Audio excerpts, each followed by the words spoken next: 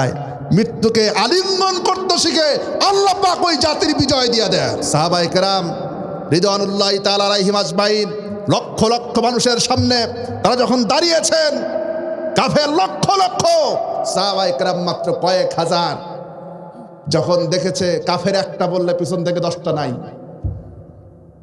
এক নেতার আঘাত করলে পরে পিছন থেকে কেউ নাই, কিন্তু মুসলমান একটা মারা গেলে পরে আরেকজন মৃত্যুর জন্য আলিঙ্গন করে সামনে আগায় আসে, এটা দেখেই কাফেররা পিছন থেকে পালায়।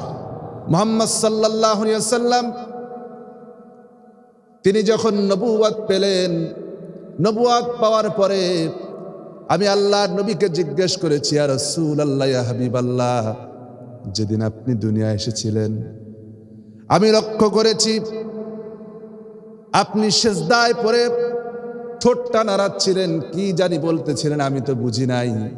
তখন আপনি কি বলতেছিলেন? আল্লাহর নবী বলেন, দুনিয়া আসার পরে, মায়ের পেট থেকে দুনিয়া আসার পরে সিজদায় পড়ে গিয়ে আমি একটা কথাই বলেছি, ইয়া হাবলি উম্মতি, ইয়া হাবলি উম্মতি। হযরত ওমর রাদিয়াল্লাহু তাআলা আনহু, আল্লাহর হাবিব বিশ্ব নবী জনাবে মুহাম্মদুর রাসূলুল্লাহ সাল্লাল্লাহু আলাইহি ওয়াসাল্লাম তিনি যখন দুনিয়া থেকে বিদায় হয়ে গেলেন, আল্লাহ নবীজি বিদায়ের সময় আমাদের জন্য এই পৃথিবীতে যে সকল যুবকেরা এখানে মাহফিলে আছেন তাদেরকে সর্বপ্রথমে একটা কথা বলতে চাই, নবীজি দুনিয়া এসেছিলেন এই পৃথিবীতে, আপনার বাবা আপনাকে ভালোবাসে, আপনার মা আপনাকে ভালোবাসে, আপনার স্ত্রী আপনাকে ভালোবাসে, কিন্তু আমি আপনার কাছে মুসলমান হিসেবে জিজ্ঞেস করতে চাই, এই পৃথিবীতে মায়ের ভালোবাসা, বাবার ভালোবাসা যত বেশি হোক না কেন, তার চাইতে লক্ষ লক্ষ কোটি কোটি গুণে যিনি ভালোবাসেন তিনি হচ্ছেন আমার আপনার হাবিব মুহাম্মদুর রাসূলুল্লাহ সাল্লাল্লাহু আলাইহি ওয়াসাল্লাম। তিনি আমাকে আপনাকে সবচাইতে বেশি ভালোবাসেন। আপনার মা আপনাকে বাঁচানোর জন্য কয়দিন কেঁদেছেন, কয়দিন কেঁদেছেন, কিন্তু আমার আপনার রাসূল সারাটা জীবন কেঁদেছেন আমাকে আপনাকে বাঁচাবার জন্য।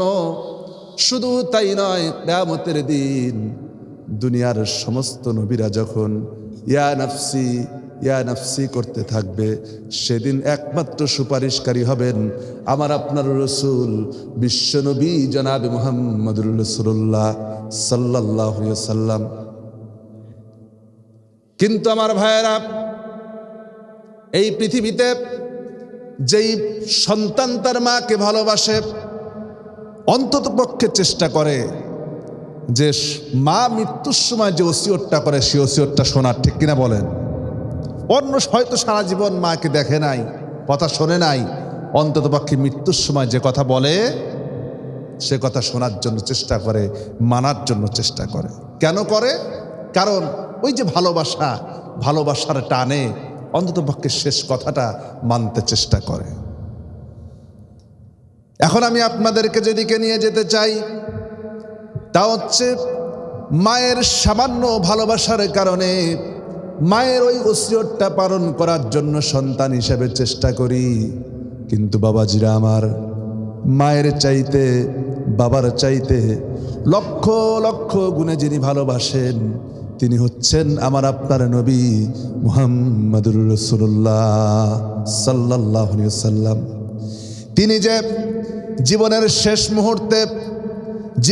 শেষ মুহূর্তে উম্মতদেরকে যে কথাটা বলেছেন তা হলো আসসালাত আসসালাত ওয়া মা মালাকাত আইমানুকুম, নামাজ নামাজ, আমার উম্মতেরা নামাজ, নামাজ ছেড়ে দিও না।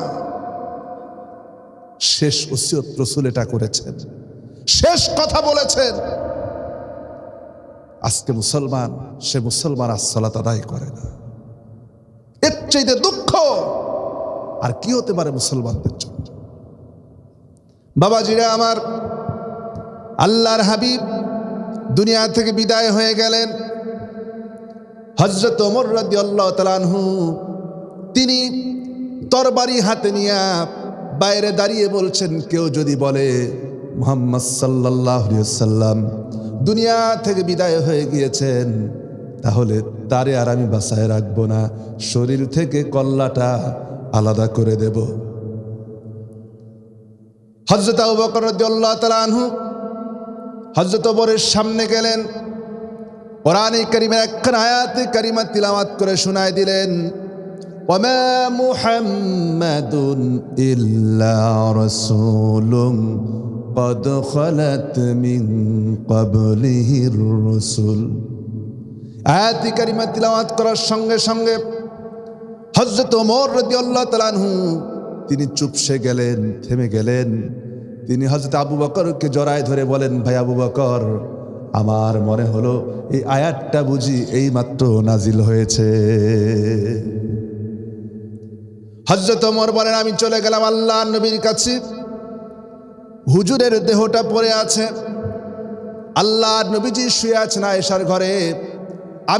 আমি ওমর আল্লাহর নবীর কাছে যখন গেলাম, যাওয়ার সময় লক্ষ্য করি নবীজি শুয়ে আছেন, কিন্তু নবীজির ঠোঁটটা যেন নড়তেছে।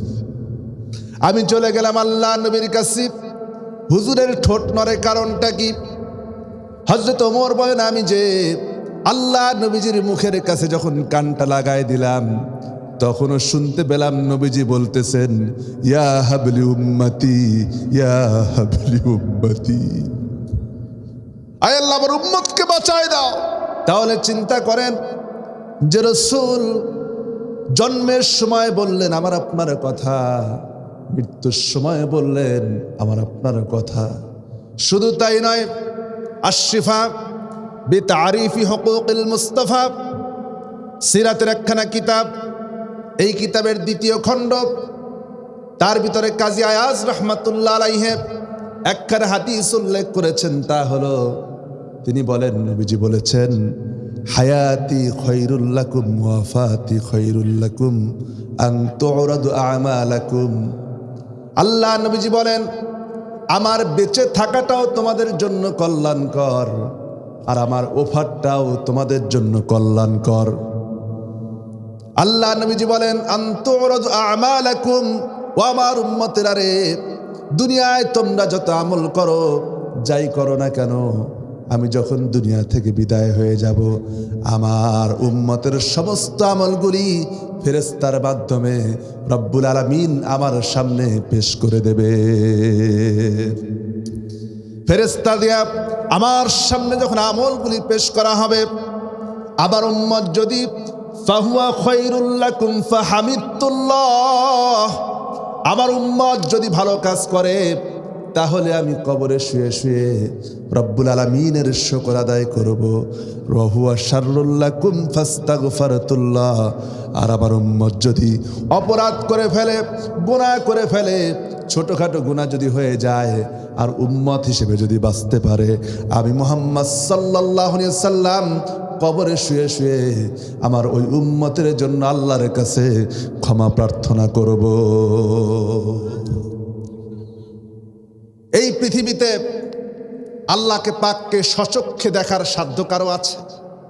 হযরত মূসা আলাইহিস সালাম দেখতে চাইছিলেন, আল্লাহ তাআলা বললেন, লাং তারানি, কখনো দেখতে পারবা না, কখনো দেখতে পারবা না।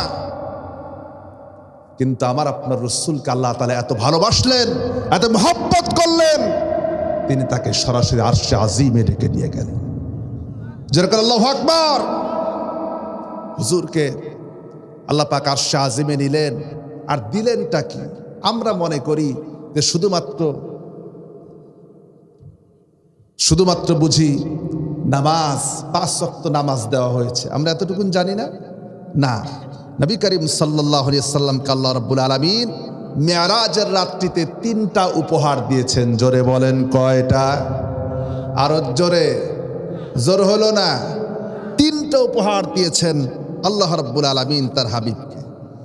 এই 3টা উপহারের মধ্যে একটি হচ্ছে সালাত, এ সম্পর্কে আমরা শেষে 2-1টি কথা বলবো।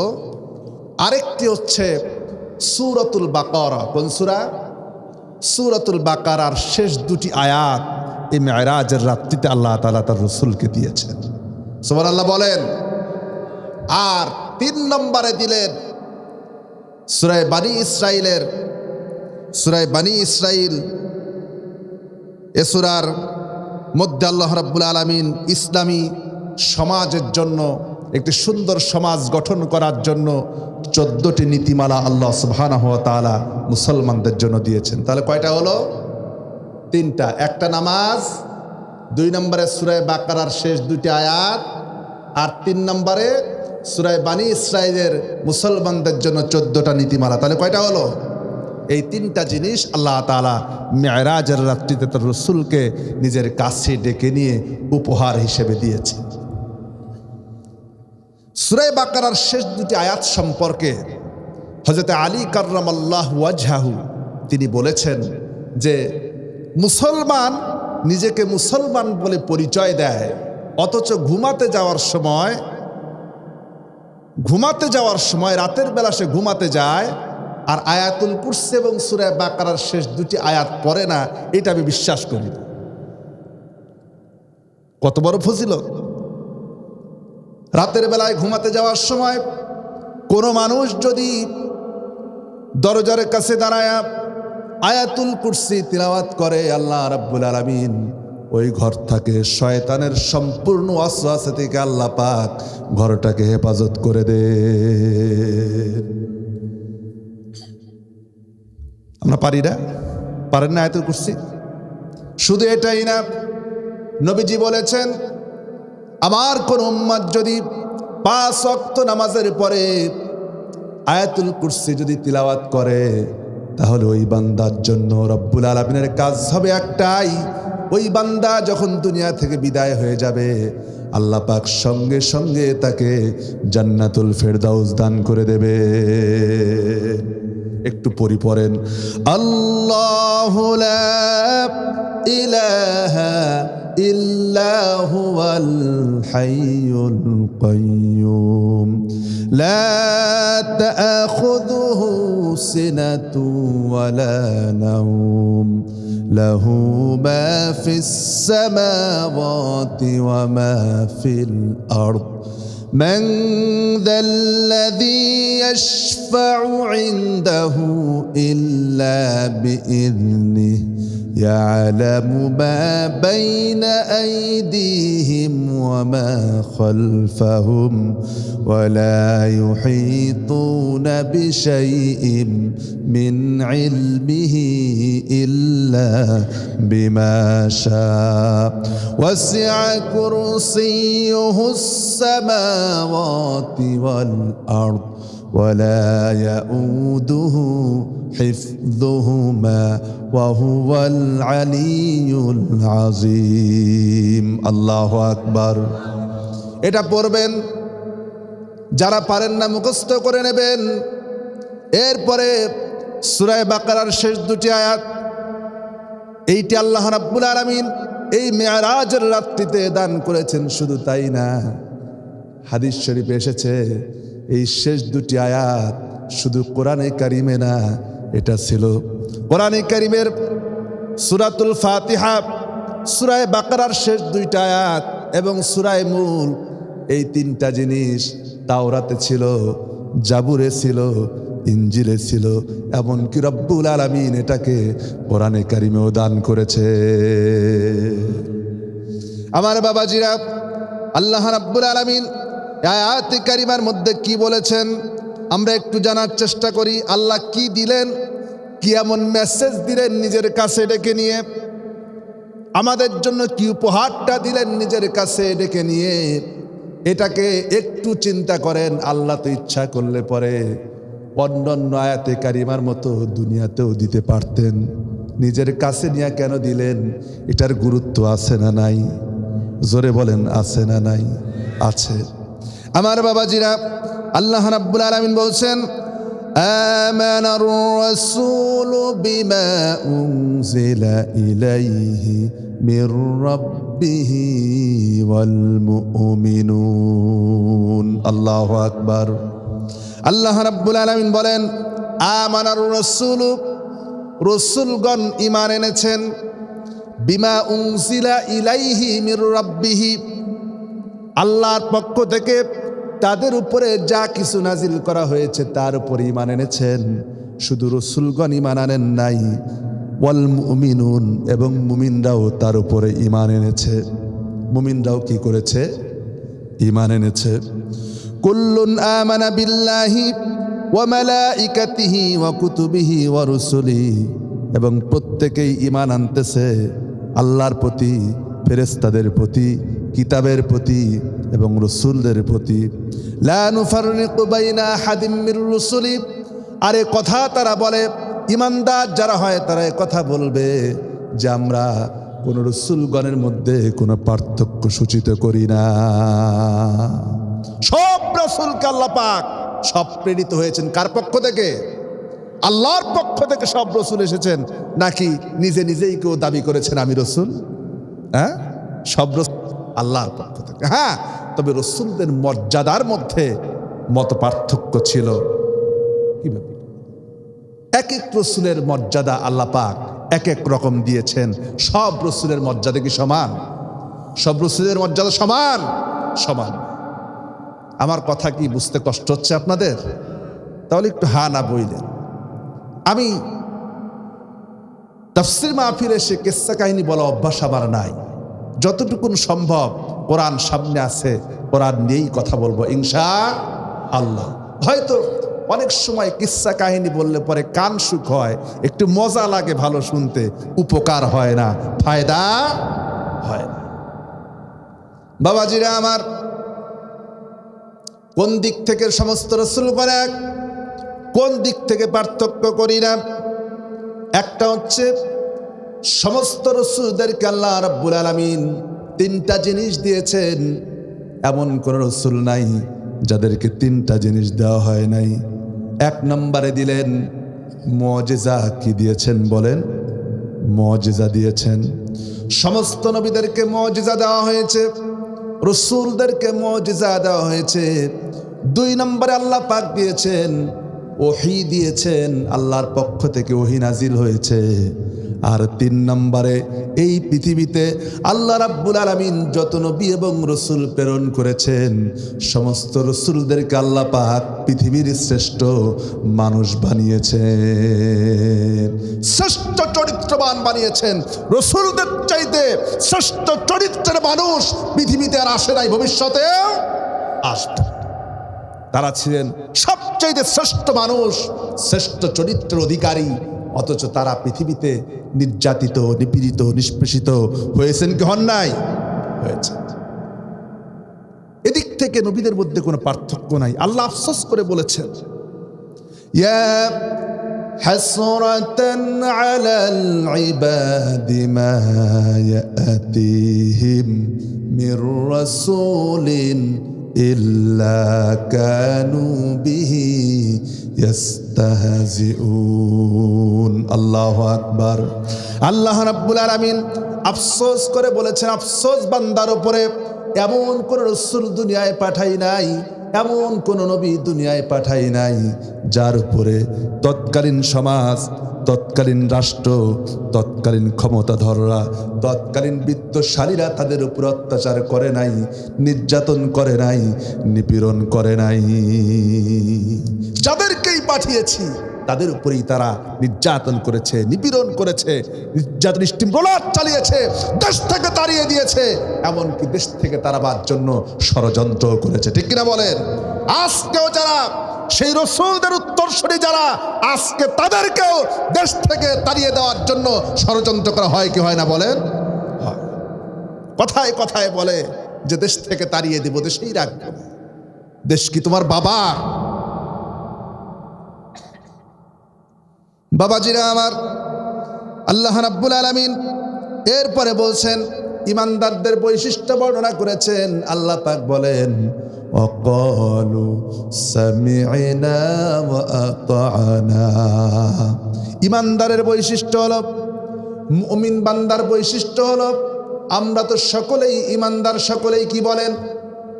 সকলেই কি ইমানদার? এই কথা বলতেও কি লজ্জা হয়, ভয় হয়? একটু বুকটা ফুলায়া, অন্তরকে বড় করে, বুকটাকে বড় করে সকলেই গলার আওয়াজ দিয়ে বলেন, আমাদের সকলের পরিচয় কি? ইমানদার। আমাদের সকলের পরিচয় কি? ইমানদার। এর চাইতে বড় পরিচয় এই দুনিয়ার বুকে আর কিছু হতে পারে না। আল্লাহর কাছে মুমিন হিসেবে যদি দাঁড়াতে পারি, ইমানদার হিসেবে যদি আল্লাহর সামনে দাঁড়াতে পারি, মুমিন হিসেবে যদি কিয়ামতে দাঁড়াতে পারি, জীবনটা সফল। আর যদি মুমিন হতে না পারি, জীবনটা কি? ব্যর্থ। মুমিনের বৈশিষ্ট্য আল্লাহ পাক বলছেন ওয়াকালু সামি'না ওয়া আতানা। মুমিনের বৈশিষ্ট্য হচ্ছে কোরআন কারীম শুনেছি, সঙ্গে সঙ্গে মেনে নিলাম। হাদিস শুনেছি, সঙ্গে সঙ্গে মেনে নিলাম। রাসূল যা বলেছেন, আল্লাহ যা বলেছেন, রাসূল যা বলেছেন তা মেনে নেওয়াই একজন মুমিনের বৈশিষ্ট্য। কিন্তু আমরা মানতে পারি না। অনেক সময় ইমাম সাহেব যদি ইসলামী আইনের কথা বলে, কোরআনে কারীমের রাজনীতির কথা বলে, অর্থনীতির কথা বলে, বিচার ব্যবস্থার কথা বলে, তখন আমরা অনেক সময় বলি এইগুলি কি কোরআনে আছে? কি বলে সব হুজুররা রাজনীতি করে? আছে না নাই? আচ্ছা, কোরআনে কারীমে সব কিছু আছে না নাই? তিবিয়ানান লিকুল্লি শাই। মানুষের জীবনের জন্য এমন কোন দিক নাই যে আল্লাহ রাব্বুল আলামিন এই কালামে পাকের মধ্যে বর্ণনা করেন নাই। সব বলে দিয়েছেন। অর্থনীতি, রাজনীতি, সমাজনীতি, পারিবারিক নীতি, রাষ্ট্রনীতি, পররাষ্ট্রনীতি কি হবে, সব আল্লাহ পাক কোরআনে কারীমের মধ্যে তিবিয়ানান লিকুল্লি শাইইন বান্দার জন্য খুলে খুলে আল্লাহ পাক বর্ণনা করে দিয়েছেন। সুতরাং কেউ যদি এখানে সংশয় করে, সন্দেহ করে, তার ঈমান থাকবে? যেরকম থাকবে? থাকবে। আল্লাহ রাব্বুল আলামিন এরপরে বলছেন গুফরানাকা রাব্বানা ওয়া ইলাইকাল মাসির। আর তারা বলে আমাদের রব তিনি হচ্ছেন আমাদের জন্য ক্ষমাশীল, আর আমরা সকলেই তো মৃত্যুর পরে আবার তার কাছেই ফিরে যাব। মৃত্যুর পরে কার কাছে যাব? কার কাছে যাব? আল্লাহর কাছে যাব। বাবাজিরা আমার, এরপরে আয়াত আল্লাহ রাব্বুল আলামিন বলছেন লা ইউকাল্লিফুল্লাহু নাফসান ইল্লা উসআহা। আল্লাহু আকবার। আল্লাহ রাব্বুল আলামিন বলেন আমাদের জন্য এই আয়াতের মধ্যে সবচাইতে বড় সুসংবাদ আল্লাহ রাব্বুল আলামিন আমাদের জন্য দিয়েছেন। এর চাইতে বড় সুসংবাদ বান্দা হিসেবে, মুমিন হিসেবে, মুসলমানের জন্য এর চাইতে বড় সুসংবাদ হতে পারে না। আল্লাহ সুসংবাদ দিচ্ছেন লা ইউকাল্লিফুল্লাহু নাফসান ইল্লা উসাহা। আল্লাহ তাআলা বান্দার সাধ্যের অতীত কোনো বোঝা আল্লাহ বান্দার উপরে চাপায়া দেন না। যতটুকুন সম্ভব, যে যতটুকুন পারবে আল্লাহ তাকে ততটুকুনই দেন। এই পৃথিবীতে কেউ ধনী, কেউ গরিব, কেউ বিত্তশালী, কেউ সম্পদশালী, কেউ দোকানদার, কেউ বিক্রেতা, কেউ ক্রেতা। যদি এইটা না থাকতো পৃথিবীর ভারসাম্য কি ঠিক থাকতো নাকি বলেন? থাকতো না। অনেক সময় অনেকে মনে করে যে আমার যদি টাকা থাকতো, আমার যদি সম্পদ থাকতো, তাহলে আমি অনেক দান করতাম। কিন্তু দেখা যায় যদি কোনো রকমভাবে সম্পদ হইয়াও যায়, দেখা যায় সম্পদ থেকে একটা পয়সা পর্যন্ত ফকিরের জন্য দান করে না। আছে না? ও কম থাকাই ভালো ছিল। যতটুকুন সম্ভব আল্লাহ অতটুকুই দেন। ইচ্ছা করলেই কেউ জিহাদের ময়দানে যেতে পারে না। অনেক সময় অনেকে বলে, আমি নিজের মুখে শুনেছি, অনেক সময় অনেকে বলে আমরাও যদি রসুলের যুগে জন্মগ্রহণ করতাম তাহলে দেখাই দিতাম আমরাও ইমানদার হইতাম। ঠিক না? অনেকে মনে করে যে এরকম আমরাও যদি সে যুগে থাকতাম, রসুলকে যদি দেখতাম, তাহলে আমরাও পাক্কা ইমানদার হইতাম, আবু বকরের মতো হতাম, ওমরের মতো হতাম। না, ওই যুগের জন্য আপনি পারফেক্ট ছিলেন না। সামান্য একটা গুলির শব্দ পাইলে পরে পিছন থেকে একটাও খুঁজে পাওয়া যায় না। এরা ওই যুগে থাকলে কি হইতো আল্লাহই ভালো জানে। অথচ সাহাবায়ে কেরাম যুদ্ধ করেছেন। বদরের যুদ্ধটা ছিল বাবার সঙ্গে ছেলের যুদ্ধ, ছেলের সঙ্গে বাবার যুদ্ধ, ভাইয়ের সঙ্গে ভাইয়ের যুদ্ধ। চিন্তা করা যায়? এটা কি চারটেখানিক ব্যাপার মনে করেন? এটা কি সোজা কথা? হযরত আবু বকর রাদিয়াল্লাহু তাআলা আনহুর সন্তান আব্দুর রহমান তখন ইসলাম গ্রহণ করেন নাই, যখন বদরের যুদ্ধ চলছে। আব্দুর রহমান এসেছে কাফেরদের পক্ষ থেকে, আর আবু বকর রাদিয়াল্লাহু তাআলা আনহু গিয়েছেন মুসলমানদের পক্ষ থেকে বদরের প্রান্তরে। যুদ্ধ চলছে, যুদ্ধ শেষ হয়ে গেল। আব্দুর রহমান ইবনে আবু বকর বন্দী হলেন মুসলমানদের হাতে। বন্দী হওয়ার পরে আব্দুর রহমান ইবনে আবু বকর বাবা আবু বকরকে ডেকে বলছেন, বাবা, বদরের প্রান্তরে একবার না, দুইবার না, তিনবার আমি আপনাকে আমার তরবারির সামনে পেয়েছিলাম, কিন্তু আপনি বাবা এই কথা মনে করে আমি আপনার উপরে আঘাত করতে পারি নাই। হযরত আবু বকর বলছেন, সন্তানরে সরে রাখ, আমি আল্লাহর নামের কসম করে বলি, বদরের প্রান্তরে যদি একটা মুহূর্তের জন্য যদি আমার তরবারির সামনে তুমি পড়ে যেতে, তাহলে সন্তান হিসেবে আমার তরবারি তোমাকে রক্ষা করত না, কারণ তোমার সাথে আমার সম্পর্ক তখন আদর্শের মিল হবে। যখন আদর্শের মিল নাই, কোনো সম্পর্ক নাই। আজকে আমরা আদর্শ দেখে অনেক সময় সমাজের ভিতরে সম্পর্ক করতে হলে পর ভালো মানুষের সঙ্গে যার সম্পর্ক হয় সে একদিন ভালো হয়ে যায়, ঠিক না? সৎসঙ্গে স্বর্গবাস, অসৎ সঙ্গে সর্বনাশ। বাবাজিরা আমার, এবার আসেন, আল্লাহ রাব্বুল আলামিন বলছেন, লাহা মা কাসাবাত ওয়া আলাইহা মাকতাসাবাত।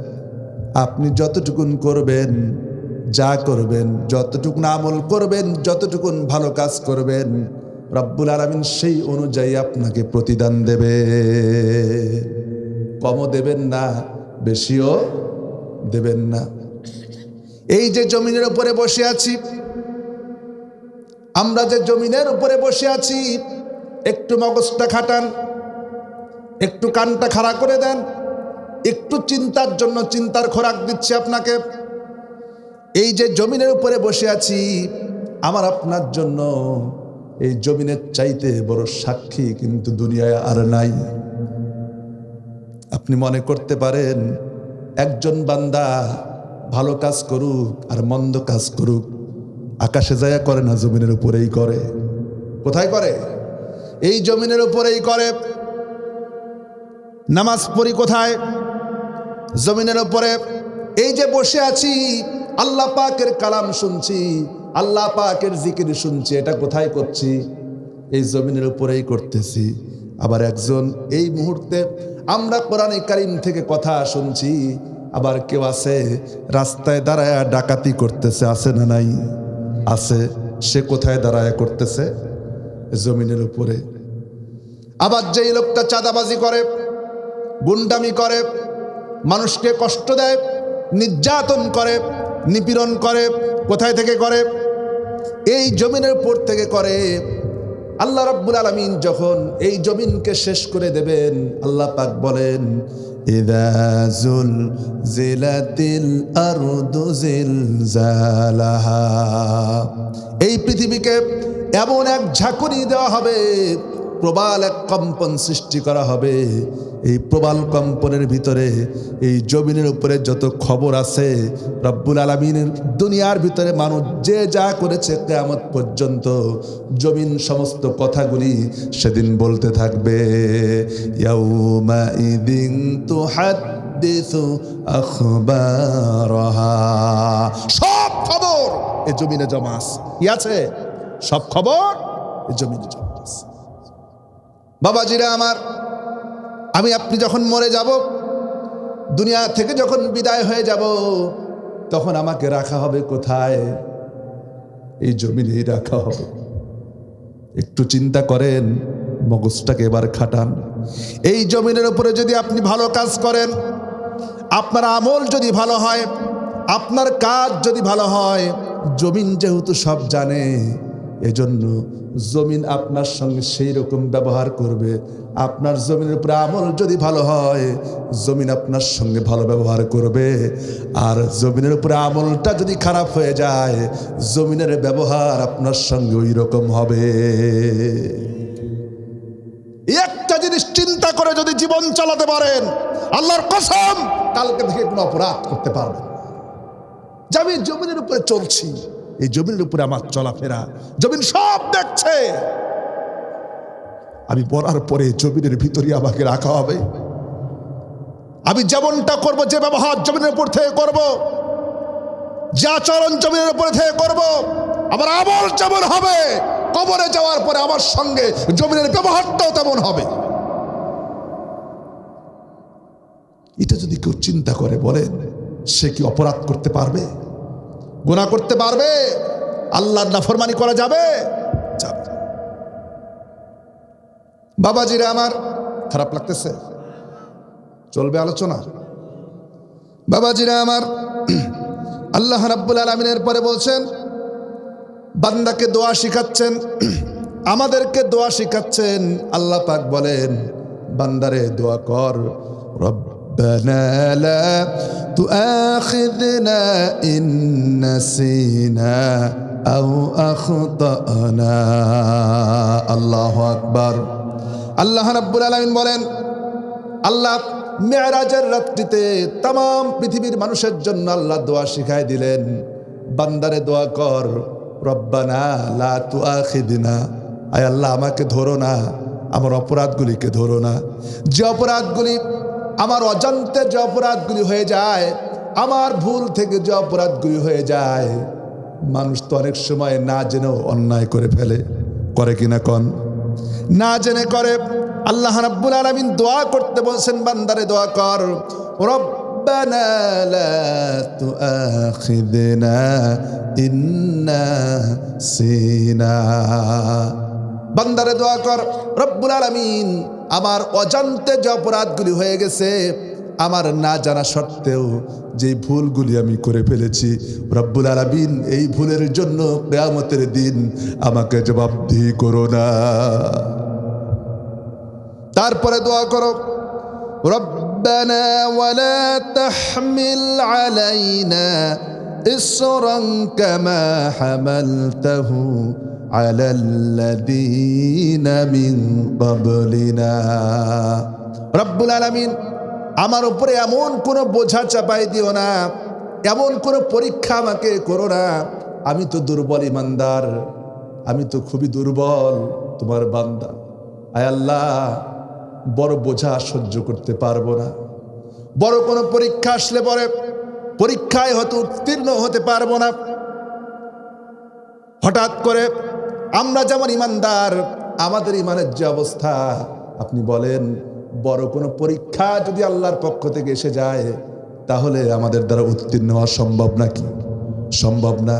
আল্লাহ দোয়া করতে বলেছেন, বান্দারে দোয়া কর, আল্লাহর কাছে দোয়া করো, আয় আল্লাহ তাআলা এমন কোনো বোঝা আমার উপরে চাপাই দিও না, যেই বোঝা আমি সহ্য করতে পারবো না, যে বোঝা আমি নিতে পারবো না। আয় আল্লাহ তাআলা তুমি আমার উপরে এমন কিছু করো না। আর আল্লাহ পাক বলছেন, ওয়ালা তুহাম্মিলনা রব্বানা ওয়ালা তুহাম্মিলনা মা লা তাকাতা লানা বিহি। আল্লাহ তাআলা এমন কোন বোঝা আমার উপরে চাপাই দিও না যা আমি বহন করতে পারবো না। ওয়াফু আন্না, আমাকে ক্ষমা করে দাও, আমাকে ক্ষমা করে দাও। ওয়াগফির লানা, আমাকে ক্ষমা করে দাও। ওয়ারহামনা, আমার উপরে রহম করো। ওয়া আনতা মাওলানা, আয় আল্লাহ তোমার চাইতে বড় অভিভাবক আমার জন্য তো আর কেউ নাই। বলেন আল্লাহর চাইতে বড় অভিভাবক বান্দার জন্য আর কেউ আছে নাকি? জোরে বলেন আছে। আমার আপনার সব চাইতে বড় অভিভাবক কে? চিৎকার করে বলেন কে? আল্লাহর চাইতে বড় অভিভাবক তো কেউ নাই। দুনিয়ার কার কাছে চাইবেন, কার কাছে বলবেন মনের কথা? দুনিয়ার কারো কাছে বলে লাভ নাই, আছে নাকি? কেউ কি আপনাকে সাহায্য করতে পারবে? কেউ কি আপনাকে বাঁচাতে পারবে? কেউ তো পারবে না। আমরা তো 5 ওয়াক্ত নামাজের মধ্যে বলি ইয়্যাকা না'বুদু ওয়া ইয়্যাকা নাস্তাঈন। আয় আল্লাহ, তোমার ইবাদত করি আর তোমার কাছেই সাহায্য চাই। দেখুন, এই পৃথিবীর ভিতরে ইউনূস আলাইহিস সালাম যত বড় বিপদে পড়েছিলেন, এত বড় বিপদে দুনিয়ার আর কোনো মানুষ পড়েছে কোনোদিন? পড়ে না। মাছের পেটের ভিতরে মাছে গিলে ফেলেছে। একদিকে মাছের পেটের অন্ধকার, আরেকদিকে পানির অন্ধকার, আরেকদিকে রাতের অন্ধকার। তিন অন্ধকারের ভিতর থেকে আল্লাহ পাক বলছেন ফানাদা ফিদ্দুলুমাত। তিন অন্ধকারের ভিতর থেকে ইউনূস আলাইহিস সালাম তিনি যদি দুনিয়ার কাউকে ডাকতেন, কেউ কি শুনতো নাকি? ওই জায়গা থেকে হাজারো চিৎকার করলে পরে শোনার কেউ নাই, দেখার মতো কেউ নাই।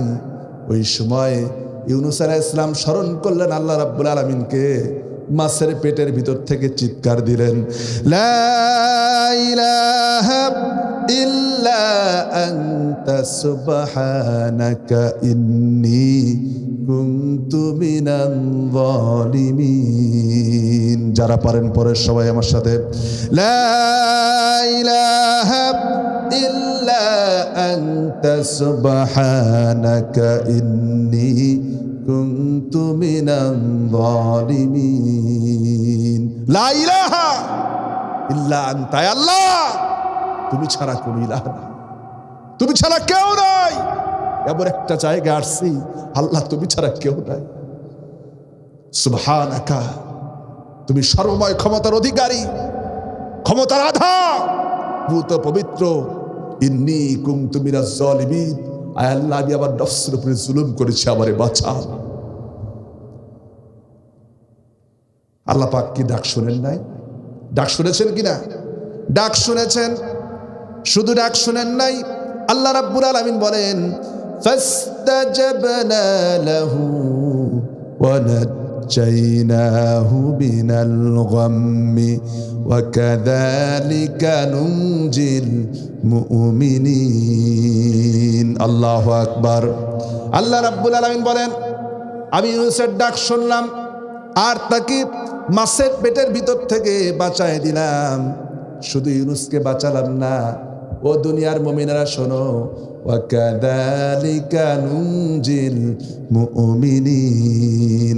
আমার দুনিয়ার মুমিন বান্দারা যদি বিপদে পড়ে যায়, মুসিবতে যদি পড়ে যায়, আর ইউনূসের মতো করে আমার কাছে যদি কাঁদতে পারে, ফরিয়াদ করতে পারে, আমাকে যদি ডাকতে পারে, আমি রব্বুল আলামিন সঙ্গে সঙ্গে আমার মুমিন বান্দাদেরকেও বিপদ থেকে বাঁচাইয়া দেব।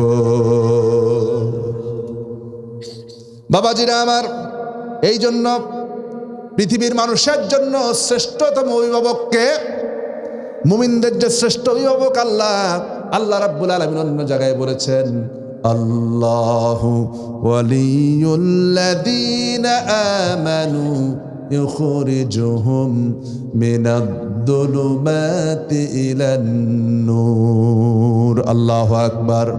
আল্লাহ রাব্বুল আলামিন বলেন নিশ্চয় মুমিনদের অভিভাবক হচ্ছেন আল্লাহ, মুমিনদের বন্ধু হচ্ছেন আল্লাহ, আর তিনি মুমিন বান্দাদেরকে দুনিয়ার অন্ধকার থেকে বের করে রব্বুল আলামিন আলোর পথ দেখায় দেন। জান্নাত জাহান্নামের পথ থেকে বের করে আল্লাহ তাআলা মুমিন বান্দাদেরকে জান্নাতি বান্দা করে দেন। যেমন আল্লাহু আকবার। মুনাজাত করে দিব নাকি? মাঝে মধ্যে দুই একজন উঠতেছেন,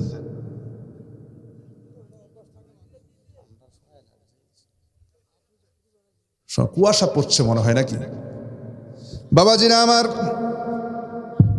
আর বেশি সময় না, দয়া করে আর কেউ উঠবেন না, আর 15 মিনিট সময়, অনুগ্রহ করে কেউ উঠবেন না।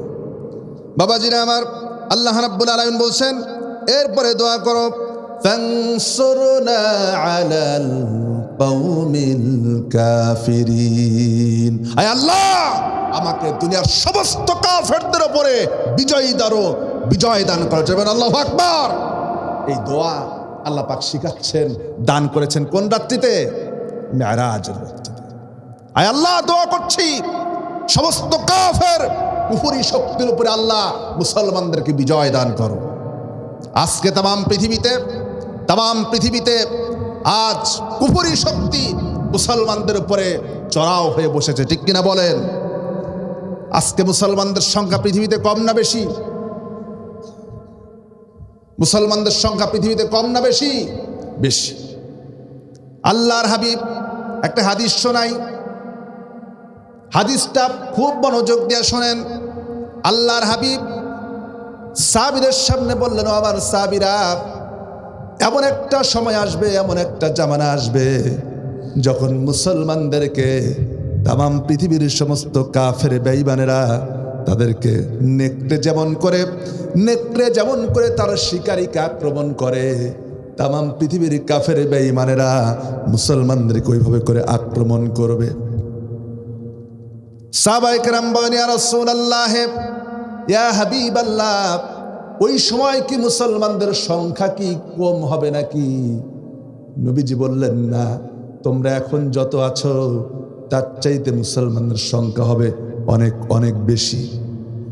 কেরাম বলেন, ইয়া রাসূলুল্লাহ, ইয়া হাবিবাল্লাহ, যদি তাই হয়, আল্লাহ রাব্বুল আলামিন আমাদেরকে বদরে বিজয় দান করেছেন, সংখ্যায় কম ছিলাম। উহুদে বিজয় দান করেছেন, সংখ্যায় কম ছিলাম। তাবুকে বিজয় দান করেছেন, লক্ষাধিক সৈন্যের উপরে সংখ্যায় কম ছিলাম। তাহলে তখন মুসলমানদের সংখ্যা বেশি হবে, তারপরেও তারা বিজয় অর্জন করবে না কেন? পরাজিত হবে কেন? আল্লাহ নবী বলেন, তার কারণ হলো তাদের ভিতরে দুইটা রোগ ঢুকবে। জোরে বলেন, কয়টা? দুইটা রোগ ঢুকবে। দুইটা রোগের কারণে ওই সময় মুসলমানরা তাম পৃথিবীর কাফেরদের কাছে পরাজিত হবে। দুইটা রোগ হলো, একটা হচ্ছে হুব্বুদ দুনিয়া ও কারাহাতুল মাউত। নবীজি বলেন, এক নম্বর হচ্ছে দুনিয়ার প্রতি মহাব্বত, দুনিয়ার প্রতি ভালোবাসা, দুনিয়ার প্রতি আকর্ষণ।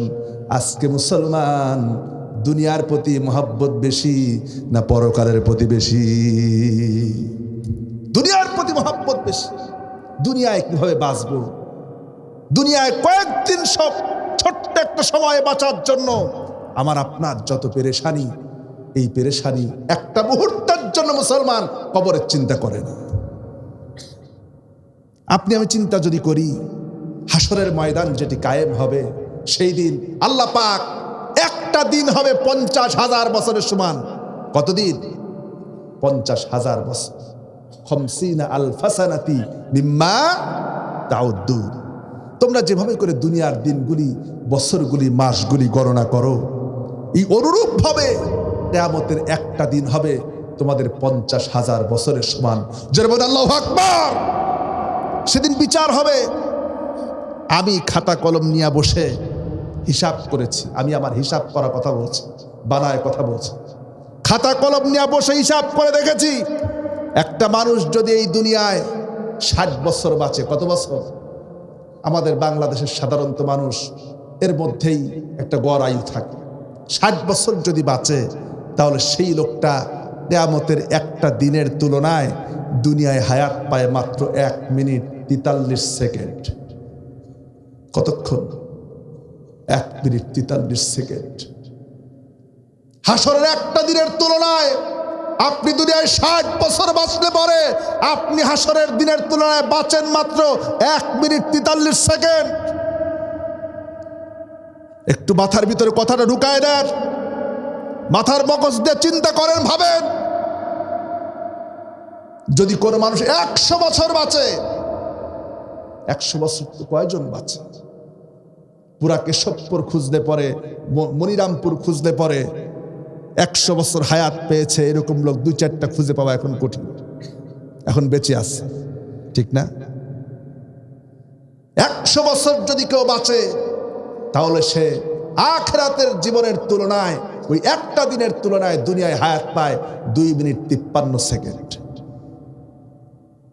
1 মিনিট 10 সেকেন্ড বেশি। তাহলে মাত্র 1 মিনিট 1.5 মিনিটের জীবনের জন্য, পুরো 2 মিনিটের জীবনের জন্য আমার কত পেরেশানি। কত টাকা ব্যাংক ব্যালেন্স করব, কত টাকা ব্যাংকে জমাবো, সন্তানকে ব্যারিস্টার বানাবো, ম্যাজিস্ট্রেট বানাবো, ডাক্তার বানাবো, ইঞ্জিনিয়ার বানাবো, বাড়ি করব, গাড়ি করব, টাকা পয়সা করব, কত পেরেশানি। কিন্তু আমি যে মরে যাব, 1 মিনিট 43 সেকেন্ড জীবন পার হয়ে যাওয়ার পর আমি দুনিয়া থেকে চলে যাব, দুনিয়া থেকে বিদায় হয়ে যাব। এই বিশাল একটা জীবন, যে জীবনের কোনো শেষ নাই, শুরু আছে, যা কোনোদিন শেষ হবে না, সেই জীবনের জন্য আমি আর আপনি কি সামান তৈরি করেছি, কি করেছি আমি আর আপনি, কতটুকুন করেছি। আজকে যদি মরে যাই, এখান থেকে বের হতে হতে যদি মালাকুল মউত আজরাইল আলাইহিস সালাতু ওয়াস সালাম যদি চলে আসে, এখন যদি বিদায় হয়ে যায়, কবরে গেলে জবাবটা দেব কি জবাব দেব আমি? মাত্র 2-4টা মিনিট ধৈর্য ধরে কোরআনের মাহফিলে বসতে পারি না। আফসোস মুসলমানদের জন্য।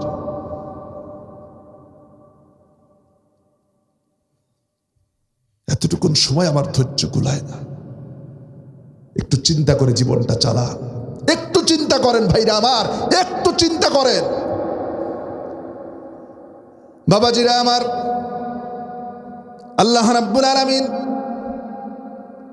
এই পৃথিবীতে আমাদের জন্য, মুসলমানরা 1 নম্বরে দুনিয়ার জীবনকে মহাব্বত করবে, হুব্বুদ দুনিয়া, আর 2 নম্বরে কারাহাতুল মাউত, মৃত্যুকে অপছন্দ করবে। মৃত্যু কি করবে? অপছন্দ করবে। 2টা জিনিস, একটা হচ্ছে হুব্বুদ দুনিয়া, দুনিয়ার ভালোবাসা, আর 2 নম্বরে মৃত্যুকে অপছন্দ করে। যেখানে মউত, মৃত্যুর কথা শুনলে পরে আমরা ভয় পাই, কিন্তু মৃত্যুর জন্য প্রস্তুতি নেই না। আর মৃত্যুকে যারা আলিঙ্গন করতে জানে, আল্লাহ রাব্বুল আলামিন তাদের সম্মান দুনিয়াও যেমন বাড়ায় দেন, আখিরাতেও বাড়ায় দেন। দেখেন, মৃত্যুকে আলিঙ্গন করতে শিখেছিল আমাদের শহীদ ওসমান হাদি ভাই। তিনি তো তার বক্তৃতায় যুবকেরা শুধুমাত্র আইডল হিসেবে, আইডিওলজিক্যাল পার্সন ছিলেন আমাদের শহীদ ওসমান হাদি।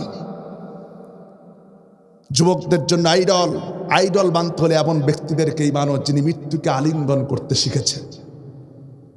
তিনি তো বারবার বলতেন, আমি ইনসাফের পক্ষে কথা বলতে, যে ইনসাফ কায়েম করতে, যে যদি আমি শহীদ হয়ে যাই, আমি হাসতে হাসতে আল্লাহর দরবারে দাঁড়াবো। এ কথা কয়জন বলতে পারে?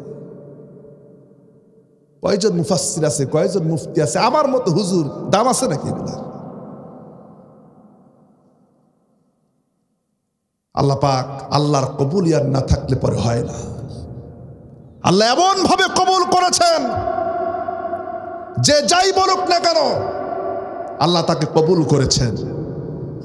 আল্লাহ রাব্বুল আলামিন যখন কোন বান্দাকে যখন কবুল করেন, কাউকে যখন মহব্বত করেন, আল্লাহ পাক যখন কাউকে ভালোবাসেন, তখন আসমানের ফেরেশতাদেরকে বলে দেন, ও আমার ফেরেশতারা, আমি আমার অমুক বান্দাকে ভালোবাসি, তোমরাও তাকে ভালোবাসো।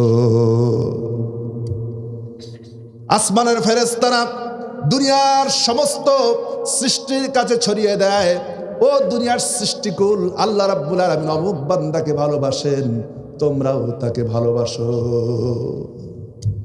ভালোবাসা এমনি এমনি আসে না, আল্লাহর কবুলিয়াত থাকা লাগে। মানুষের চোখের পানি, আমি আমার এই জীবনে, এই 32 বছরের জীবনে, বুদ্ধি হওয়ার পর থেকে ধরে নিলাম 10 বছর বাদ দিলাম, 22 বছরের জীবনে কোন মানুষের জন্য মানুষকে এত কাঁদতে দেখি নাই যতটা মানুষ কেঁদেছে এই 32 বছরের একটা ছেলে ওসমান হাদির জন্য। এটা আল্লাহর ভালোবাসা, আল্লাহর পক্ষ থেকে পাওয়া। 7 দিন আগে গুলি লাগলো, তিনি তো শুধু এ কথা না, আল্লাহর কাছে বলতেন, আল্লাহ আমি আল্লাহর কাছে চাই। তিনি বলতেন, আমি আল্লাহর কাছে চাই আবার মৃত্যুটা যেন শাহাদাতের মওত হয়, আর আবার মৃত্যুটা যেন জুমাবারে হয়। আগের জুমায় গুলি লাগলো, আততায়ীর আঘাত করলো, আল্লাহ তো ইচ্ছা করলে সাথে সাথেই নিয়ে যেতে পারতেন। আবার পরের জুমাতে নিয়ে গেলেন, মাঝখানে একটা সপ্তাহ গ্যাপ। আবার তো মনে হয় আল্লাহ তাআলা, তিনি যে আল্লাহর একজন মাহবুব বান্দা হয়েছিলেন, আল্লাহর কাছে প্রিয় হয়েছিলেন, এই পরিচয় আল্লাহ পাক এই 7 দিনের মধ্যে সারা বাংলাদেশে করায় দিয়েছে। আমাদেরকে এখান থেকে শিক্ষা নিতে হবে, শিক্ষা নিতে হবে, সেভাবে করে জীবনকে গড়তে হবে। আল্লাহর রাস্তায় যারা জীবন দেয়, আল্লাহ পাক তাদের মর্যাদা এভাবে করেই বাড়ায় দেয়। কারাহাতুল মউত, আজকে আমরা মৃত্যুকে অপছন্দ করি, মৃত্যুকে ঘৃণা করি, মৃত্যু থেকে পলায়ন করি, যার কারণে আজ তাম পৃথিবীর কাফের বেঈমানেরা মুসলমানদের উপরে চড়াও হতে পেরেছে।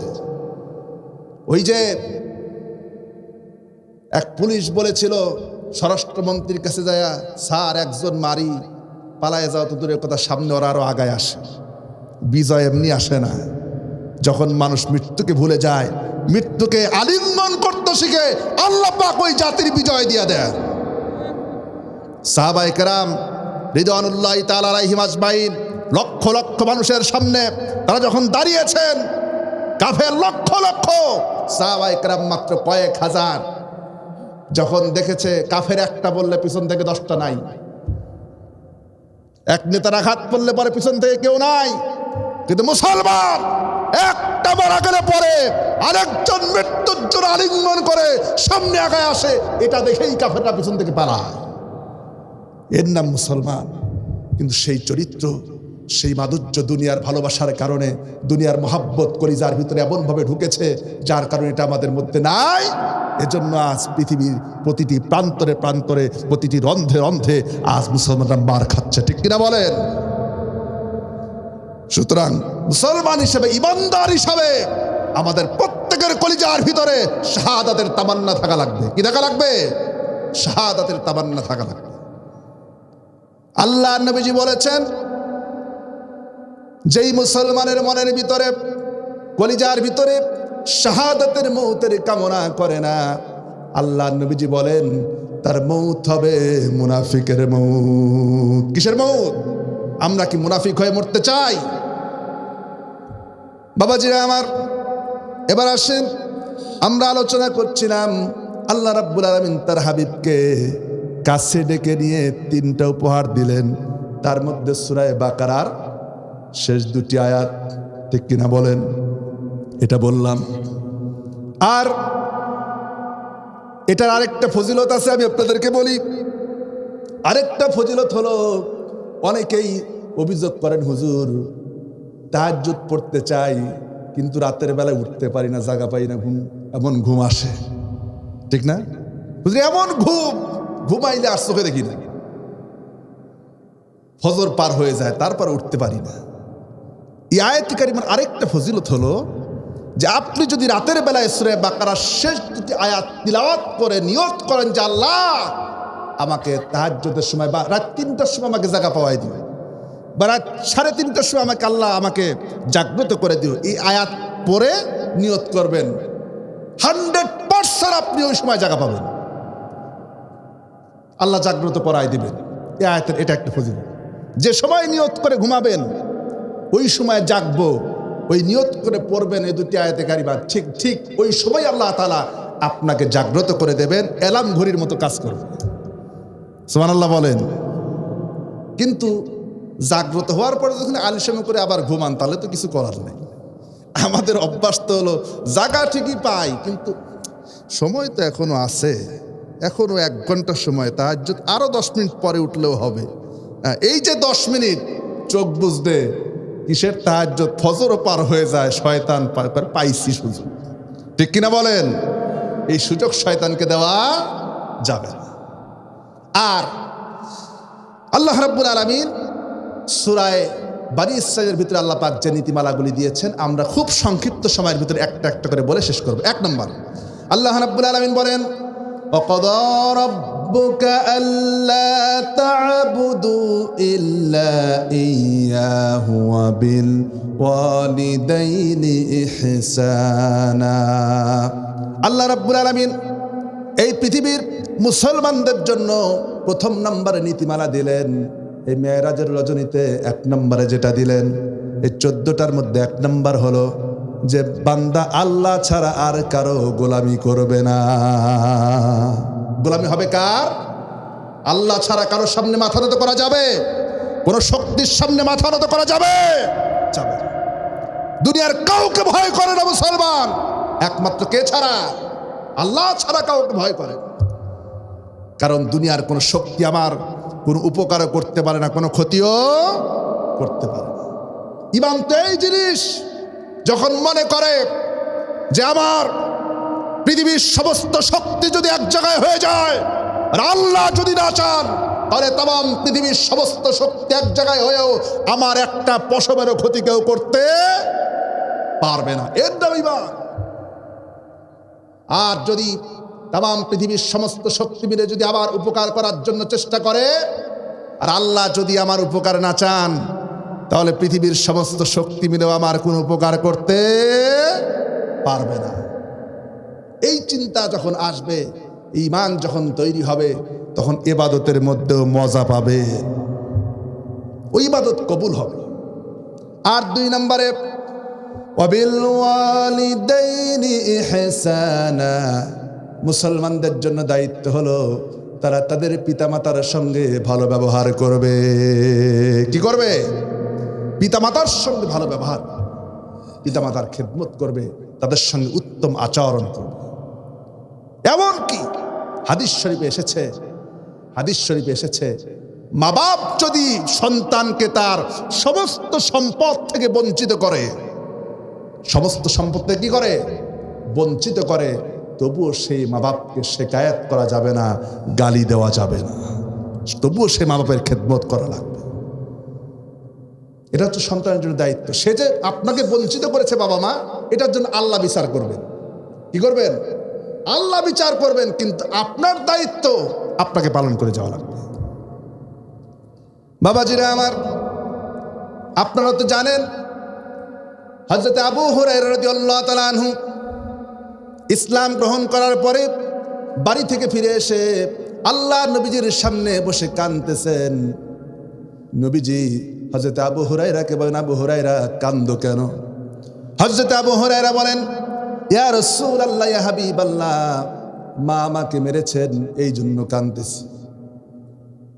আল্লাহ নবীজি বলেন, আবু হুরায়রা রে, মা তোমাকে মেরেছেন, আমি তো কিছুই করতে পারি না, কোনো কিছু করার অধিকার তো আমার নাই, কারণ মা তোমাকে মেরেছে, আমি কি করতে পারি? তুমি কি আমার কাছে নালিশ করার জন্য আসছো নাকি? হযরত আবু হুরায়রা বলেন, ইয়া রাসূলুল্লাহ, ইয়া হাবিবাল্লাহ, আমি আপনার কাছে নালিশ করার জন্য আসি নাই, আমি এসেছি হুজুর আপনি আমার মায়ের জন্য দোয়া করেন, আমার মাকে যেন আল্লাহ হেদায়াত নসিব করে দেন। আল্লাহর হাবিব হযরত আবু হুরায়রার মায়ের জন্য দোয়া করলেন। আল্লাহ রাব্বুল আলামিন আবু হুরায়রার মাকে ইসলামের জন্য কবুল করে নিলেন। আমার কথা বলার উদ্দেশ্য হলো, নবীজির কাছে এসেছেন, নবীজি বলেছেন মা মেরেছেন, আমি কিছুই করতে পারবো না। মা যদি মেরেও ফেলে, মারতে মারতে যদি সন্তানকে হাজারো মারে, আরো কিছু যদি করে, তবুও পিতামাতার বিরুদ্ধে অভিযোগ করার অধিকার সন্তানের নাই।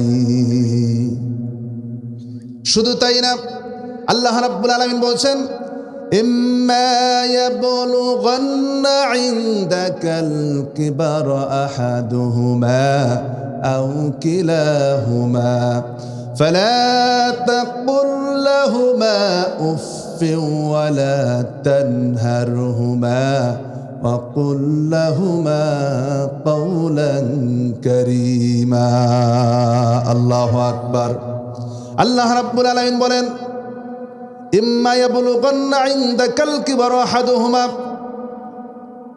পৃথিবীর মুমিনেরা শোনো, তোমার মা বাপ যদি উভয়ে যদি বৃদ্ধ বয়সে পৌঁছে যায়, অথবা দুইজনের একজন যখন বৃদ্ধ বয়সে পৌঁছে যায়, মানুষ যখন বুড়ো হয়ে যায়, তখন তার আচরণটা বাচ্চার মতো হয়ে যায়, ঠিক কিনা বলেন? যেমন করে ছোট্ট বাচ্চা, আপনার সন্তান আপনার কাছে যেমন আবদার করে, 2 বছরের, 3 বছরের, 5 বছরের, 7 বছরের, 8 বছরের, 10 বছরের বাচ্চাটা আপনার কাছে যেমন আবদার করে, বাবারে আজকে চকলেট খাবো, আইসক্রিম খাবো, পটেটো খাবো, আবদার করে কিনা কন? আবদার করে? আবদার করে। কিন্তু আপনি বলেন তো, সন্তানের আবদারে আপনি কি একটা বারের জন্য বিরক্ত হন, নাকি সন্তান যত আবদার করে বাবা হিসেবে আপনার তত ভালো লাগে, ঠিক কিনা বলেন? সন্তানের আবদার ভালো লাগে। অনুরূপভাবে আল্লাহ রাব্বুল আলামিন বলছেন, তোমার মা বাপ যখন বুড়ো হয়ে যাবে, বয়স যখন হয়ে যাবে, তখন তাদের আচরণ হয়ে যাবে ছোট বাচ্চার মতো। তারা তোমার কাছে নানান আবদার করবে, ছোট বাচ্চাদের মতো আবদার করবে। তখন তুমি যেন বিরক্ত হইয়া বলো না, না এগুলি আর ভালো লাগে না। আমরা বলি না, কি হয়েছে, বুড়া বয়সে ভীমরতি ধরছে, বলে কিনা কর। আল্লাহ পাক বলছেন ফালা তাকুল্লাহু বাউফ, তোমার মা বাপ তোমার সামনে নানান আবদার করবে, নানান জিনিস চাইবে, বাচ্চাদের মতো আবদার করবে। ফালা তাকুল্লাহু বাউফ, তাদের আবদার শুনে বলো না, না আর ভাল লাগে না, আর পারি না, এই কথাটুকুন বলো না। যদি বলো তাহলে তোমার জীবনের সমস্ত আমলগুলি আল্লাহ পাক বরবাদ করে দেবে। নাউজুবিল্লাহ। মা বাপ হচ্ছে সন্তানের জন্য জান্নাত। মা বাপ কি জান্নাত। মা যখন মরে যায় তখনই বোঝা যায় কি সম্পদ হারায়েছে। যতদিন মা বাপ বেঁচে থাকে ততদিন পর্যন্ত আমরা বুঝতে পারি না, কিন্তু মা বাপ যখন চলে যায়, আজকে তো অধিকাংশ যুবক ছেলেগুলি বর্তমান জামানার রাসূলুল্লাহর তিরমিজির হাদিস অনুযায়ী আল্লাহর হাবিব বলেছেন ওয়াকবু উম্মুহু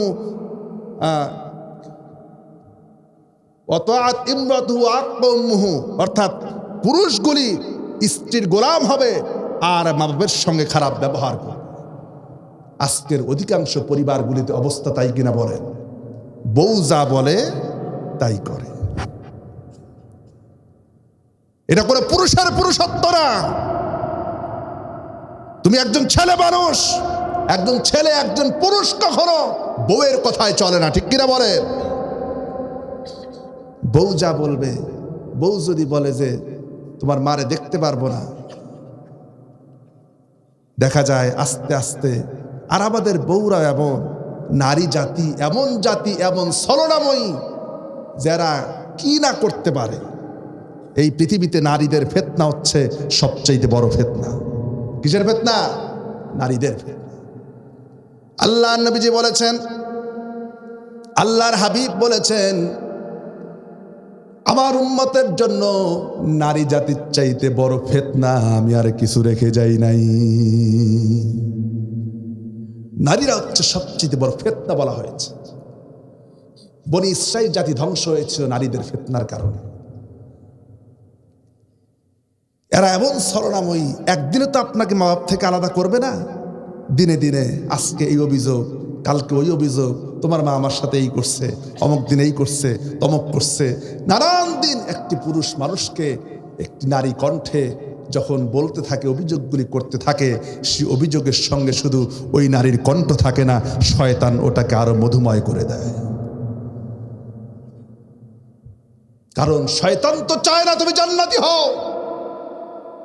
ইবলিস তো কখনোই চায় না যে তুমি তোমার পিতামাতার খেদমত করে একজন জান্নাতি বান্দা হও। ইবলিস চায় না। তোমার বউ বলতে থাকে আর সেটার সাথে শয়তান যুক্ত করে। আস্তে আস্তে কান ভারী হয়, মাথা ভারী হয়, এক সময় মা বাপ থেকে আলাদা হয়ে যায়, পৃথক হয়ে যায়, ঠিক কিনা বলেন? আজকে অধিকাংশ পরিবারগুলিতে অশান্তি হয় বউয়ের কারণে। নতুন বউ বিয়ে করার আগ পর্যন্ত মা বাপের চাইতে বড় আপন আর কেউ নাই।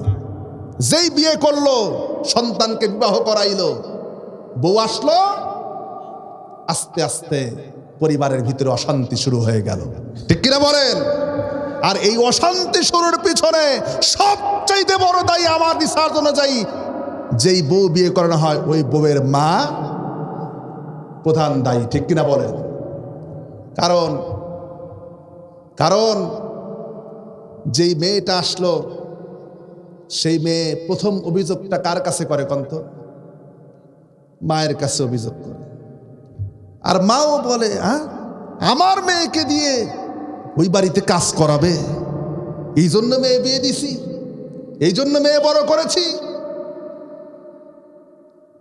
এই যে উস্কানি পাইলো মায়ের পক্ষ থেকে, লাই পাইলো। 2 দিন 3 দিন বলার পরে মা বলবে, তুই আমার বাড়িতে চলে আয়, তোর ওই সংসার করা লাগবে না। জামাইরে বল, হয় মা বাপ থেকে আলাদা হবে, নয় তোর ওই সংসার করা লাগবে। জামাইরে বুঝা, শাশুড়ি ডেকে নিয়ে বোঝাতে শুরু করলো। মেয়ে বোঝাচ্ছে, এক সময় ছেলের মাথা খারাপ।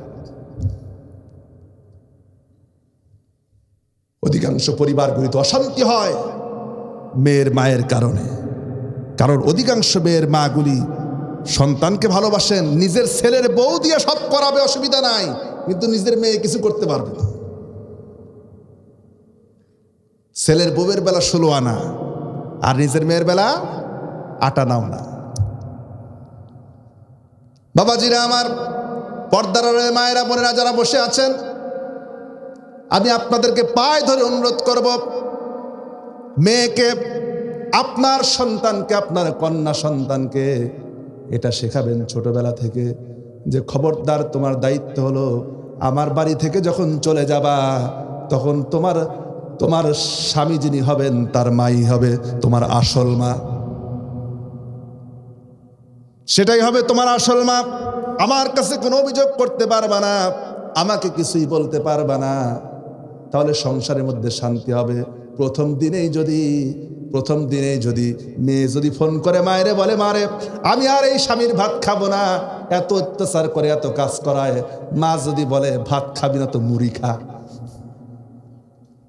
ঠিক কিনা কর, ভাত খাবি না তো মুড়ি খা, তবু আমার বাড়িতে তোর জায়গা হবে না। ওই মেয়েকে আর কোনোদিন মাকে অভিযোগ করার সাহস পাবে না, সংসারও শান্তিময় হবে।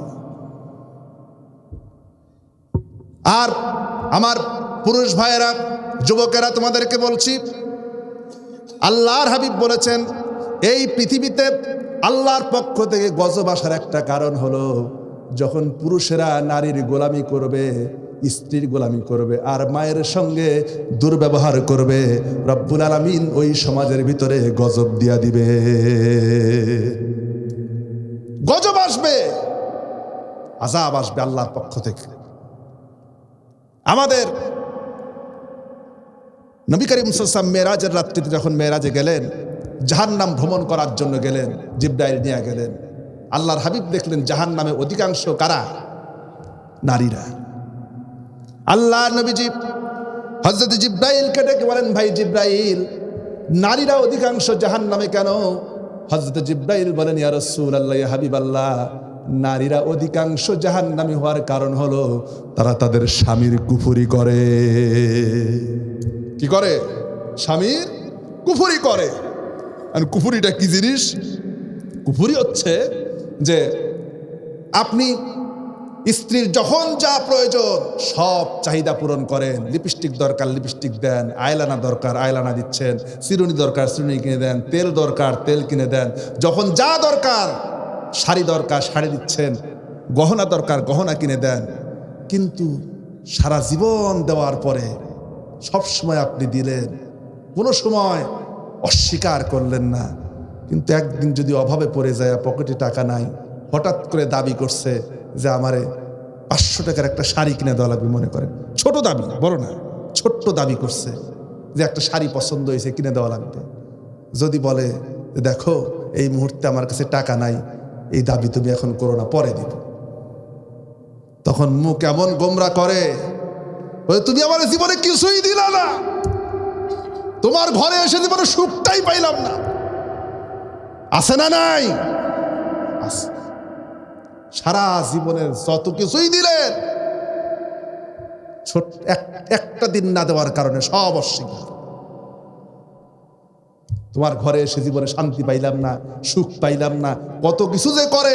আমার তো মনে হয় আল্লাহ যদি নারীদেরকে তালাক দেওয়ার অধিকার দিতেন, মাঝে মধ্যে মন বলে আল্লাহ তো নারীদেরকে তালাক দেওয়ার অধিকার দেন না, দিয়েছেন না? দেন না। যদি নারীদেরকে তালাক দেওয়ার অধিকার দিতেন তাহলে দৈনিক প্রতি সংসারে 100 বার করে তালাক হইত। কথা ঠিক না? এমনিতেই কথায় কথায় বলে যে আমার তালাক দিয়ে দাও, তোমার সংসারই করবো না। বাবাজিরা আমার,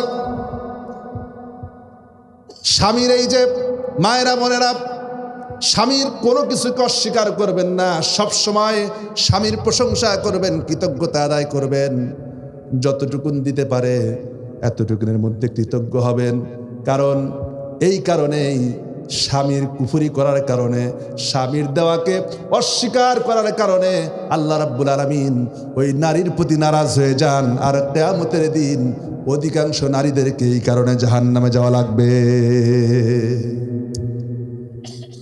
আর পুরুষ ভাইদেরকে বলি যে নারীদেরকে আল্লাহ পাক সৃষ্টি করেছেন বুখারীর বর্ণনায় খুলিকাত মিন দিলাই, বাঁকা হাত থেকে আল্লাহ পাক তাদেরকে তৈরি করেছেন। একবারে ছেড়েও দেওয়া যাবে না, আবার বেশি শাসনও করা যাবে না। দিন বুঝান, ইসলাম বুঝান, আপনি বুঝাইতে থাকেন, খারাপ ব্যবহার করে না, আদর দিয়ে ভালোবাসা দিয়ে। স্ত্রী হচ্ছে আদরের জিনিস, ভালোবাসার জিনিস, মুহাব্বতের জিনিস। আল্লাহর নবী তিনটা জিনিসকে বেশি ভালোবাসতেন, তার মধ্যে স্ত্রী একটা। সেই মুহাব্বতের জিনিসটাকে, মুহাব্বতের স্ত্রীকে, ভালোবাসার স্ত্রীটাকে আদর দিয়া, ভালোবাসা দিয়া, কলিজা দিয়া, অন্তরঙ্গ মুহূর্তে বোঝান, দেখবেন আপনার স্ত্রীও একদিন ভালো হয়ে যাবে। আমরাও তো ব্যর্থ, আমরা ব্যর্থ না? আমরা ব্যর্থ। আমরা তো স্ত্রীদেরকে সেভাবে তৈরি করতে পারি নাই, বুঝাতে পারি নাই। বাবাজিরা আমার, তাহলে মা বাবার খেদমত করবে, যে কথা বলছিলাম। আর ওয়াখফিদ লাহুমা জানাহাদ দুল্লি মিনার রাহমাতি ওয়াকুর রাব্বিরহামহুমা কামা রাব্বায়ানি সগীরা। আর মা বাপ যখন দুনিয়া থেকে বিদায় হয়ে যাবে, মুমিন বান্দা যারা হবে, নেক বান্দা যারা হবে, তারা আল্লাহর কাছে দোয়া করবে, রব্বুল আলামিন, আয় আল্লাহ তাআলা, আমার মা বাপকে তোমার রহমতের কোলে লালন পালন করো, যেভাবে করে তারা আমাকে দুনিয়ায় লালন পালন করেছে। এভাবে করে দোয়া করবে। তিন নম্বরে আল্লাহ রাব্বুল আলামিন বলছেন, 3 নম্বর আল্লাহ পাক বলেন, সামাজিক বন্ধন মজবুত করার জন্য আত্মীয় স্বজনের সঙ্গে ভালো ব্যবহার করবে। আর 4 নম্বরে অপচয় করবে না। আল্লাহ পাক বলেন, ওয়াতিদাল কুরবা حقه والمسكين وابن السبيل ولا تبذر تبذيرا إن المبذرين كانوا إخوان الشياطين الله أكبر। আল্লাহ রাব্বুল আলামিন বলেন 3 নম্বরে, ওয়াতাদাল কুরবা হাক্কাহু, সে নিকটাত্মীয়র হক আদায় করবে, প্রতিবেশীর হক আদায় করবে, মিসকিনদের অধিকার আদায় করবে, অবনাস সাবিল, এবং পথচারীদেরকে সাহায্য করবে। ওয়ালা তুবাদ্দির তাবদীরা, অপচয় করবে না, অপব্যয় করবে না, অন্যায় অনিষ্টভাবে টাকা পয়সা নষ্ট করবে না, খরচ করবে না। কারণ হলো ইন্নাল মুবাদ্দিরিনা কানু ইখওয়ানাশ শায়াতিন, কারণ যারা অপচয় করে, এমনি এমনি বেহুদা টাকা খরচ করে, তারা হলো শয়তানের ভাই। তারা কি? শয়তানের ভাই। তারপরে আত্মীয়তার বন্ধনের ব্যাপারে আরেকটা আয়াত না বললেই না। আল্লাহ রাব্বুল আলামিন সূরা মুহাম্মাদের 22 এবং 23 নম্বর আয়াত আল্লাহ পাক বলেছেন, ফাহাল আসাইতুম আন তাওয়াল্লাইতুম আন তুফসিদু ফিল আরদি ওয়া তুকাত্তিউ আরহামাকুম উলাইকাল্লাযীনা লা'আনাহুমুল্লাহু ফাআসাম্মাহুম ওয়া আ'মা আবসারহুম। আল্লাহু আকবার। আল্লাহ রাব্বুল আলামিন বলেন, সম্ভবত তোমরা বান্দাদেরকে আল্লাহ রাব্বুল আলামিন ডেকে বলেছেন, যখন তোমরা সম্পদের মালিক হবে, কি হবে? সম্পদের মালিক হবে, ক্ষমতাধর হবে, তখন এই লোকগুলি কি করবে? আত্মীয়তার সম্পর্ক ছিন্ন করবে। দেখেন আমাদের সমাজে আত্মীয়তার সম্পর্ক ছিন্ন করে কারা বেশি? হয়তো হঠাৎ করে টাকা পয়সার মালিক হয়ে গেছে, সম্পদের মালিক হয়ে গেছে, মেম্বার হয়েছে, চেয়ারম্যান হয়েছে, আর কোনো আত্মীয় স্বজনকে চোখে দেখে না, ঠিক কিনা কর? পরিচয় পর্যন্ত দিতে চায় না। আল্লাহ পাক বলছেন, ফাহাল আসাইতুম আন তাওয়াল্লাইতুম, যখন তোমরা ক্ষমতা পাবে, টাকা পয়সার মালিক হবে, সম্পদের মালিক হবে, তখন তোমরা সম্ভবত আত্মীয়তার সম্পর্ককে ছিন্ন করবে। বাবাজিরা আমার, 5 নম্বরে আল্লাহ পাক বলছেন, ولا تجعل يدك مغلولة إلى عنقك ولا تبسطها كل البسط فتقعد ملوما محسورا الله أكبر আল্লাহ রাব্বুল আলামিন বলেন খরচ করার ব্যাপারে আল্লাহ পন্থা শিখাচ্ছেন 6 নম্বরে 5 নম্বরে খরচ করার ব্যাপারে আল্লাহ শিখাচ্ছেন যে তোমরা একদম কৃপণতাও করো না, হাতকে মুষ্টিবদ্ধ করে রেখো না, আবার একেবারে হাতকে ছেড়েও দিও না, তার মানে বেশি খরচ করো না।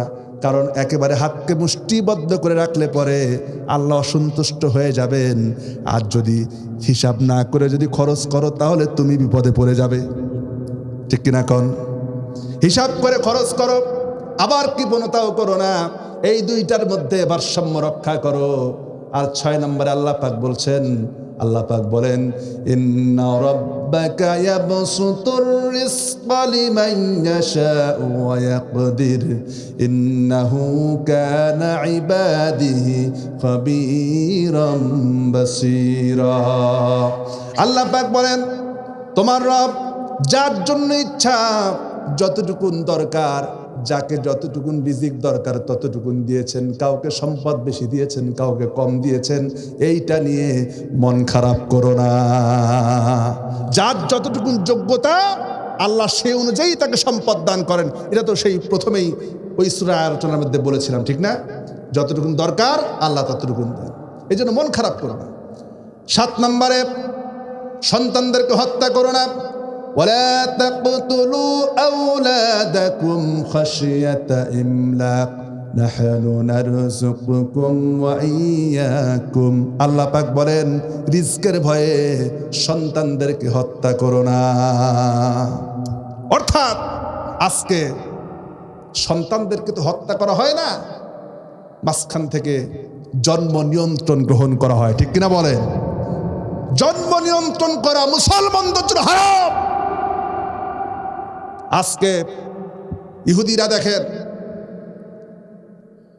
ইসরায়েলে পুরস্কার ঘোষণা করা হয় যে নারী যত বেশি সন্তান নেবে তার জন্য পুরস্কার আছে, রাষ্ট্রীয়ভাবে সমস্ত ব্যবস্থা করা হয়। আর মুসলমান দেশগুলিতে ক্যাম্পেইন করা হয় কি সন্তান নেওয়া যাবে না, 2টি সন্তানের বেশি নয়, 1টি হলেই ভালো হয়। মুসলমান সন্তান গ্রহণে কখনো কৃপণতা করবে না। রিজিক আল্লাহ দিয়েছেন, তিনি তার রিজকের ব্যবস্থা করবেন। যে সন্তান দুনিয়া আসবে তার রিজিকের বরাদ্দ আল্লাহ রাব্বুল আলামিন মায়ের পেটে থাকতেই করে দেন।